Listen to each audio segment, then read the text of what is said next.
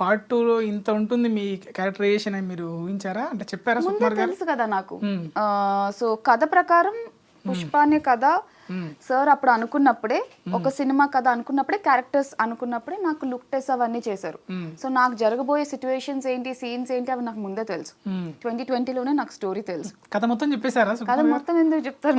మీ characterisation మాత్రం చెప్పారా? ఎవరి క్యారెక్టర్ది వాళ్ళకే చెప్తారు. సో నా క్యారెక్టర్ ద్వారా ఏమవుతుంది, ఎంత ఇంపాక్ట్ ఉండబోతుంది అని నాకు అప్పుడే తెలుసు. 24 వరకు వెయిట్ చేయాల్సి వచ్చింది పుష్ప 2 కోసం. అంతే. సో ఆశ దోష అప్పడం వడ అని అనంటే నేను ఒక అడుగుతాను. చెప్పండి. సో పార్ట్ 3 ఎలా ఉండబోతుంది? పార్ట్ 3లో మీ డైలాగ్స్ ఏమైనా ఉన్నాయా? పార్ట్ 3లో నా డైలాగ్ ఇప్పుడే మీకు కావాలి. ఖచ్చితంగా ఒక డైలాగ్ అయితే ఉంటుందండి. సిన్నాయన ఆ డైలాగ్ ఉంటుంది.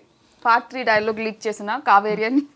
సో పెట్టేస్తారా? అదే తమ్మునేలు పెట్టుకుంటాం మేము. పార్ట్ 3 డైలాగ్ లీక్ చేసిన పావని కావేరి. కావేరి. ఓకే, ఒక డైలాగ్ చెప్పండి, నేను చెప్తాను.